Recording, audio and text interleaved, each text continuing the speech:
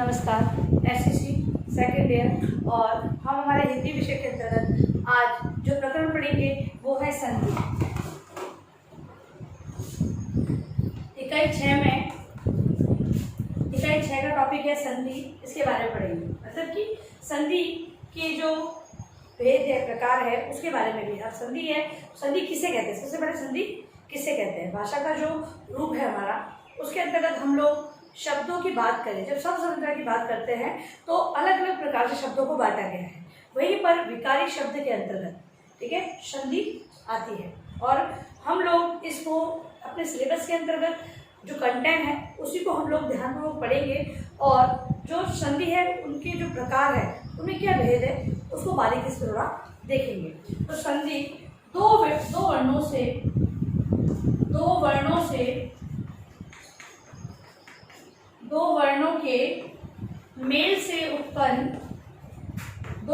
के मेल से उत्पन्न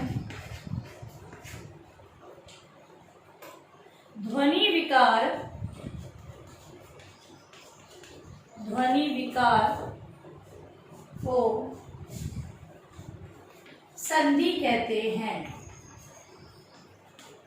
देखिए, दो वर्णों के मेल से उत्पन्न ध्वनि विकार, विकार से यहाँ पर है परिवर्तन की बात। क्या होता है? परिवर्तन। जो परिवर्तन होता है उसे हम क्या कहते हैं? संधि कहते हैं। संधि संस्कृत का शब्द है। संधि संस्कृत का शब्द है। संधि संस्कृत का शब्द है। दो शब्द या पद जब एक दूसरे के पास होते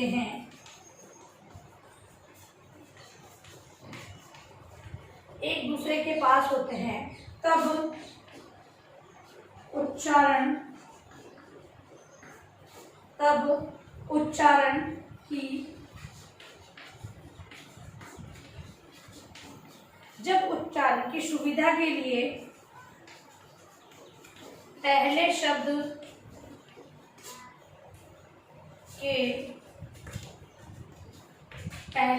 के अंतिम व दूसरे शब्द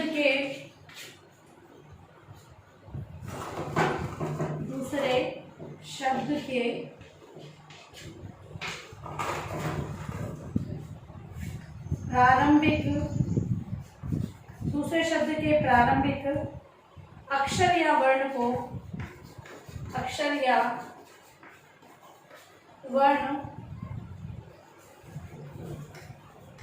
वर्ण मिलते हैं,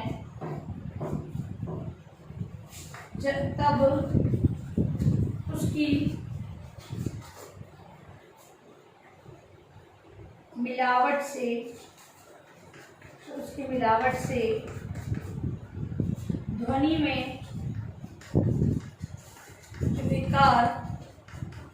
विकार अर्थात परिवर्तन होता है। ठीक है, तो जैसे कोई शब्द है, उसके हमने टुकड़े किए, तो इसका जो अंतिम है, पहला शब्द ये है, दूसरा ये हुआ, इसका जो अंतिम है और इसका जो प्राथमिक है ना, इन शब्दों का मिलकर जो रूप बनता है तो उसके अर्थ में परिवर्तन, जैसे कि आ बन जाता है, आ बन जाता है। ठीक है, तो इस प्रकार से जो अर्थ होता है, जो कि हम शब्द कहते हैं, शब्द के जो परिवर्तित रूप जो हमारे सामने आता है वही क्या है? संधि कहलाती है।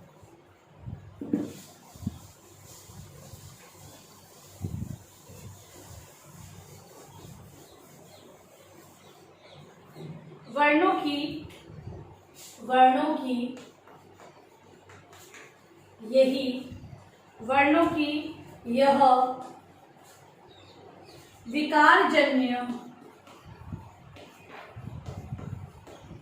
की यह विकारजन्य मिलावट संधि है तथा तथा इस मिलावट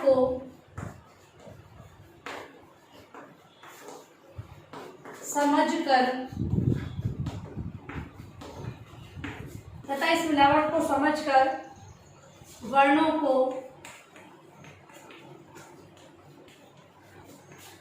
को अलग करते हुए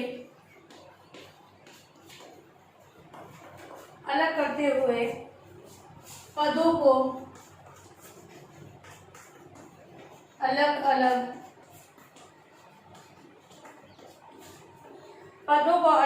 कर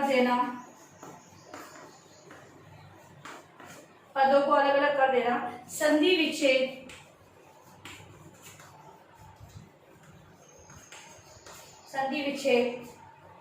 कहलाता है।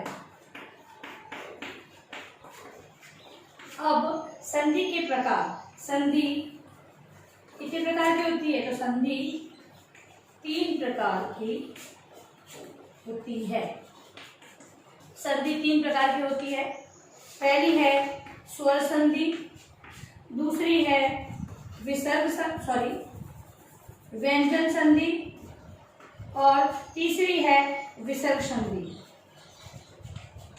ठीक है, देखते हुए जब स्वरों का मेल होता है, आपस में मेल होता है और विकार जो उत्पन्न होता है वो स्वर संधि में होता है। व्यंजन संधि में व्यंजनों में बदलाव जो किया जाता है, ठीक है, व्यंजनों में जो बदलाव होता है और व्यंजन संधि। और विसर्ग संधि जो संस्कृत की संधि है, ठीक है, जो कि विसर्ग युक्त शब्दों के अंतर्गत होती है, ठीक है, वो विसर्ग संधि कहलाती है। और हमारे भी हिंदी के अंतर्गत कुछ ऐसे संधि युक्त शब्द है जिन्हें हम विच्छेद करते हैं तो हमें विसर्ग से संबंधित विच्छेद मिलता है।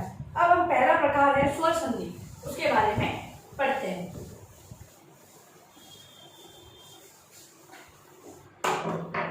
पहला है स्वर संधि।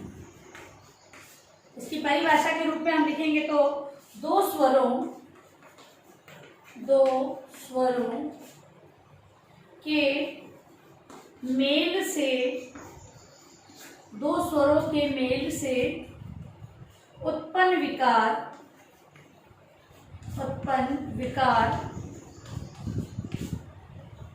अथवा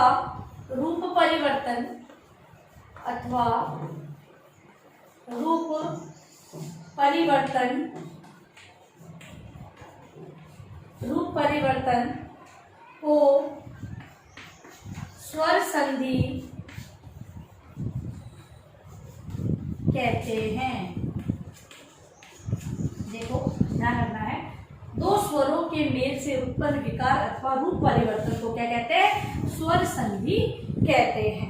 अब स्वर संधि के 5 भेद हैं। कितने? 5 भेदों को हम लोग इसमें पढ़ेंगे। तो पहला है दीर्घ, दूसरा है गुण, तीसरा है वृद्धि,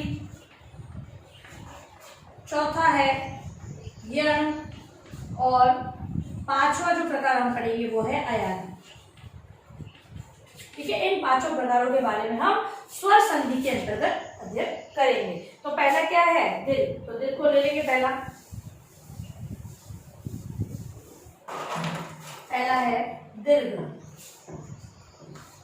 दीर्घ नहीं होता है बड़ा, जो बड़ा हो। अब यहाँ पर जब संधि की जाती है तो जो बड़ा रूप, जैसे कि आ है तो आ हो जाएगा, ई है तो बड़ी हो जाएगी। तो जो बड़ा रूप है, दोनों का मिलन तो हो रहा है, लेकिन मिलने पर विकार क्या उत्पन्न होगा? तो जो बड़ा रूप, दीर्घ रूप है, उसी को हमें यहाँ पर लेना होता है, वहां पर दीर्घ संधि होती है। देखो, इस संधि में परिभाषा के रूप में लिखेंगे तो क्योंकि हम लोग हमारे पाठ्यक्रम के अंतर्गत हम लोग जो कंटेंट जो पढ़ रहे हैं, जो विषय वस्तु पढ़ रहे हैं, उसके अंतर्गत हमें इस प्रकार से वर्णन करना होगा, इसीलिए हम लोग परिभाषा सहित इसको पढ़ेंगे। इस संधि में दो वर्ण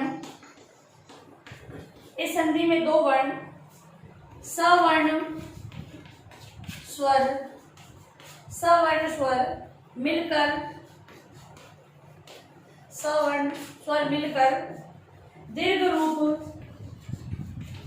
रूप धारण कर लेते हैं। जैसे कि बताया, जो बड़ा रूप है, दीर्घ मतलब कि लंबा या अधिक, ठीक है, दीर्घ, तो दीर्घ रूप धारण कर लेते हैं। अब यहाँ पर बोला है सवर्ण मतलब कि समान वर्ण, ठीक है। तो अब हम देखिए उदाहरण के माध्यम से देखते हैं कि जैसे अ या आ है, इसका मिलन किससे हो रहा है, देखो आ या अ से हो रहा है, ठीक है। या तो आ का मिलन हो या अ का मिलन, क्योंकि शब्द के जब दो टुकड़े करते हैं प्रथम और द्वितीय, तो यहाँ पर आ भी हो सकता है, यहाँ पर अ हो सकता है, और दूसरी यहाँ पे अ हो सकता है, वहां पे आ हो सकता है, तो दोनों में क्या बन जाएगा, आ बन जाएगा, ठीक है। दीर्घ रूप क्या है, बड़ा रूप क्या है, दीर्घ रूप की बात कर रहे हैं ना हम लोग, तो दीर्घ रूप यहाँ पर क्या है, ये छोटा और ये बड़ा हुआ, आ होता है, तो यहाँ पे आ बड़ा है, तो यहाँ पर दीर्घ रूप ही आएगा। अब उदाहरण देखें तो वाचन धन आलय, तो ये न है, न आधा था, अब इसमें अ मिला हुआ है, तो अ और आ क्या बन गया, यहाँ पर वाचनालय, वाचनालय बन गया, ठीक है। तो ये ऐसे सवर्ण मतलब कि समान वर्ण हो गया। अब दूसरा हम लोग उदाहरण और देखते हैं, जैसे कि ई है, या फिर ई का मिलन हो, या फिर ई का है ना, तो बनती बड़ी ई है, क्या बनती है, बड़ी ई। अब इसका उदाहरण देखेंगे तो देखें गिरी धन ईश, गिरी धन ईश क्या बन गया, गिरीश। अब देखो यहाँ पे ये क्या है, छोटी ई और ये बड़ी ई, ठीक है, तो छोटी ई बड़ी ई मिलकर क्या बन गया, बड़ी ई बन गया। और ये है क्या, सवर्ण है, ई है, ये भी अ आ है, ये अ और ई हुए तो ये असमान स्वर कहलाए, ठीक है। अब ये समान अ आ, ठीक है, दीर्घ हो रहा है लेकिन समान स्वर है, वो समान ही है। इसके अलावा ऊ धन ऊ है ना, तो अब इसके अंतर्गत अगर हम बात करें उदाहरण की, तो बड़ा ऊ बन जाता है। अब उदाहरण की बात करें तो सु धन उक्ति, ठीक है। तो अब यहाँ पर दोनों ऊ मिलकर बड़ा ऊ बनता है, तो बन गया सुक्ति, ठीक है। तो ये सुक्ति बड़े ऊ की बात आई, यहाँ पर छोटे ऊ की थी, लेकिन जब शब्द लिखा गया तो ऊ बन के बड़ा ऊ बन गया। कोई भी हो सकता है, जैसे कि हमने बोला आ मिल के हो सकता है, आ हो सकता है, अ हो सकता है, आ होगा, तब भी यही होगा। अब लास्ट बच रहा है हमारा री का उदाहरण देखेंगे तो री में अगर री मिल जाता है तो ये बन जाता है री, ये वाला री बन जाता है, ठीक है। ये देखो ये, अब इसका उदाहरण देखो तो पितृ धन ऋण, तो बन गया पितृण, ठीक है। तो ये ऐसा इस प्रकार दीर्घ संधि का प्रयोग इस प्रकार से किया जाता है। अब हम दूसरा जो प्रकार था वो है गुण संधि। गुण संधि स्वर संधि का दूसरा प्रकार है गुण संधि। गुण संधि की हम लोग बात करेंगे। तो गुण संधि के अंदर होता क्या है कि यहाँ पर ए ओ और अर में परिवर्तन समझेंगे। ए ओ अर में परिवर्तन किस प्रकार हो रहा है, तो जैसे कि अ आ, ठीक है, धन ई होगा तो बन जाएगा ए, समझिए। अगर अ ई है, अ आ का ई, जब अ आ के आगे ई आ जाता है तो उसका ए बन जाएगा। अगर अ आ के आगे अ और आ के आगे उ या बड़ा उ आ जाता है तो उसका हो जाएगा ओ, ठीक है। अगर अ और आ के आगे यदि आता है री तो उसका हो जाता है अर। अब उदाहरण के रूप में देख लो तो देव धन इंद्र, देव धन इंद्र, ठीक है। तो अब यहाँ पर यहाँ पर तो अ है, यहाँ पे ई है, तो यहाँ पर ए हो गया तो देवेंद्र हो गया, ठीक है, देवेंद्र हो गया ना। अब जैसे कि यहाँ पर अगर हम उदाहरण लेते हैं तो यहाँ पर मैंने उदाहरण लिया महान धन उदय, महान धन उदय तो महोदय, ठीक है। ओ हो गया, देखो आ और उ मिलके क्या हो गया, यहाँ पे भी आ और उ की बात हम लोग कर रहे थे तो महोदय हो गया। इसके अलावा बहुत सारे उदाहरण भी होते हैं। अब यहाँ पर महान धन ऋषि, महान धन ऋषि, तो यहाँ पर आ के आगे री आ रहा तो अर होना है तो महर्षि बन गया, ये अर बन गया, अर की ध्वनि हमारे सामने आ रही है। तो ये है उदाहरण के रूप में, ये है गुण संधि। एक लास्ट हम लोग वृद्धि संधि और देख लेते हैं। इसका जो तीसरा रूप है वो वृद्धि संधि। वृद्धि संधि, वृद्धि संधि के अंतर्गत क्या होता है कि ए और औ में परिवर्तन, ए और औ में परिवर्तन होता है। कैसा, देखो उदाहरण के रूप में देखेंगे हम लोग। जैसे कि अ या आ है, अ आ का मिलन हो रहा है ए ऐ से, तो बन जाएगा हमारे यहाँ पर ऐ। ठीक है, क्योंकि अ आ का ए ऐ से हुआ तो ऐ बन जाएगा। और यदि अ आ का मिलन हो रहा है ओ औ से, तो बन जाएगा औ। क्या बन जाएगा, औ बन जाता है। अब उदाहरण के रूप में देखें तो सदा धन ए, देखिए अ और आ और ए, तो सदैव क्या बनाना, हमको ये बनाना है। तो इसमें कितनी मात्रा, दो मात्रा लगती है, ऐसे एनक में दो मात्रा, तो सदैव हो गया। और दूसरा महान धन औषधि, अब औ का हो रहा है, देखो आ के साथ औ की बात हो रही है, तो महान महौषधि, देखो महौषधि।